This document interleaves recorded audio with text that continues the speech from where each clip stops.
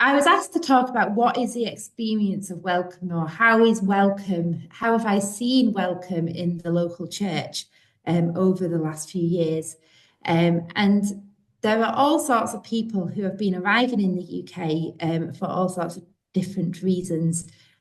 So the main group that we focus on at Welcome Churches are refugees and people seeking asylum.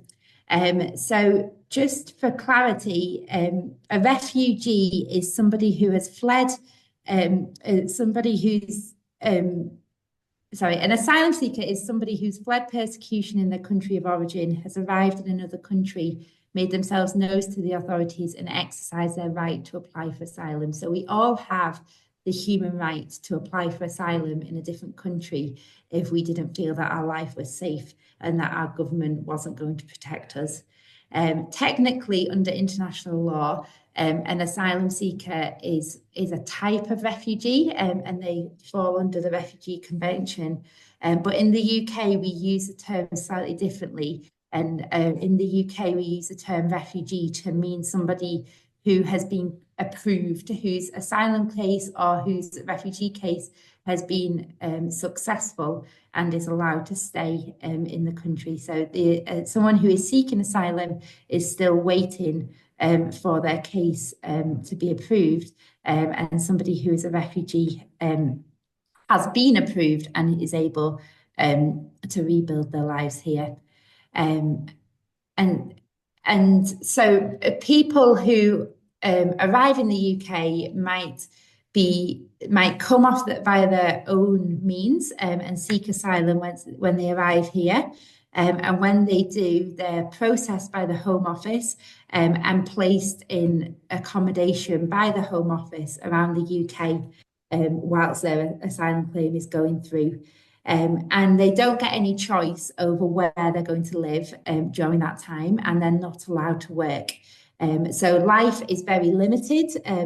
You have very little control over your own lives, and you're really at the mercy of others to decide on your case and decide whether you're allowed to stay.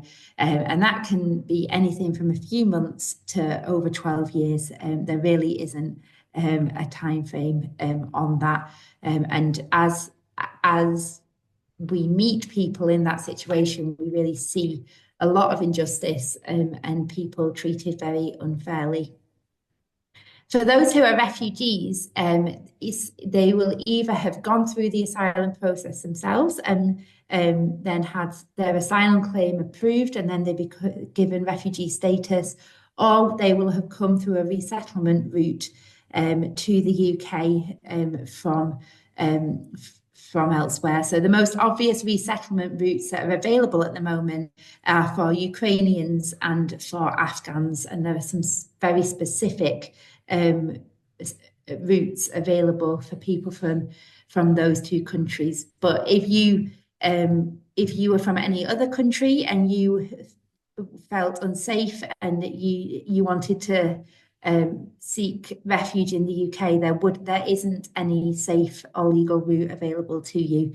And so for the majority of people who are in danger, they feel that there's no other choice but to make a dangerous or irregular journey or a legal journey, because there aren't many safe and legal routes available to you.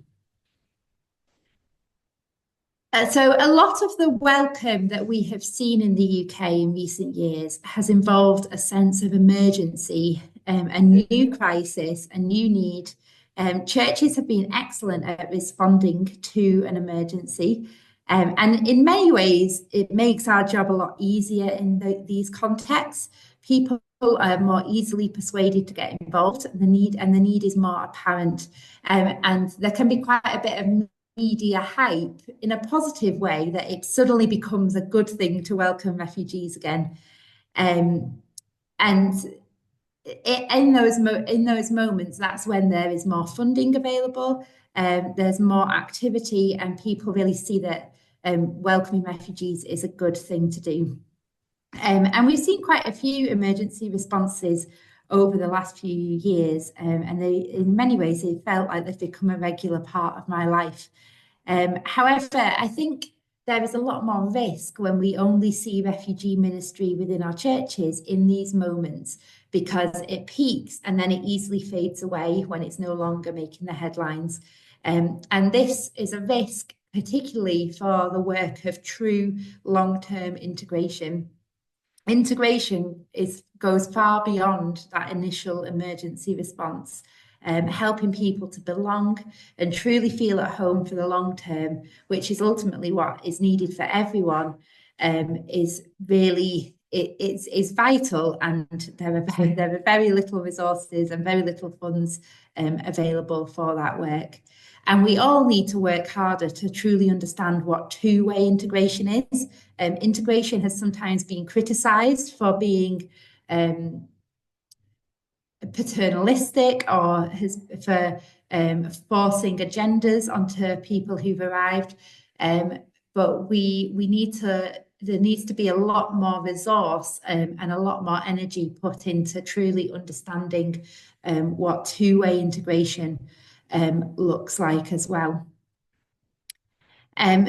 Some of the work that I've looked at around integration has led me to look at social capital theory.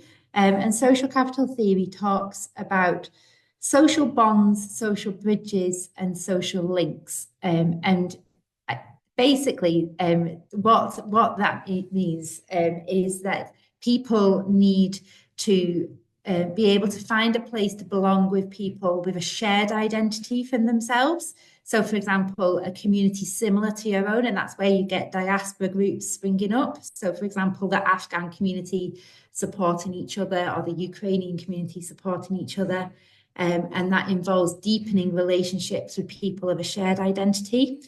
But it also involves creating relationships beyond your own identity as well. So, in the instance of refugees, that would be between the refugee and the host community, or the new community that they're looking to be a part of. And that involves building bridges that might be across language and across culture, and can in many ways take a lot more work and feel a lot more effort, but it's really important to make sure that people feel a sense of belonging in the local community.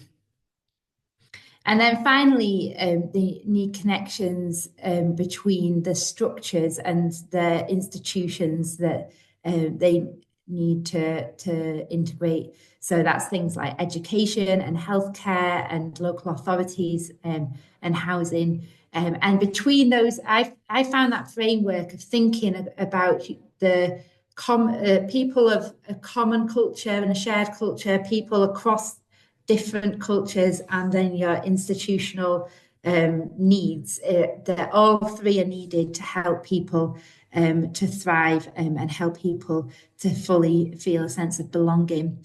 Because social capital theory says that traditionally people have built these things up over their lifetime, but because today, as people move around more, they're a lot more broken down, and so more help is needed in order to form this social capital that really,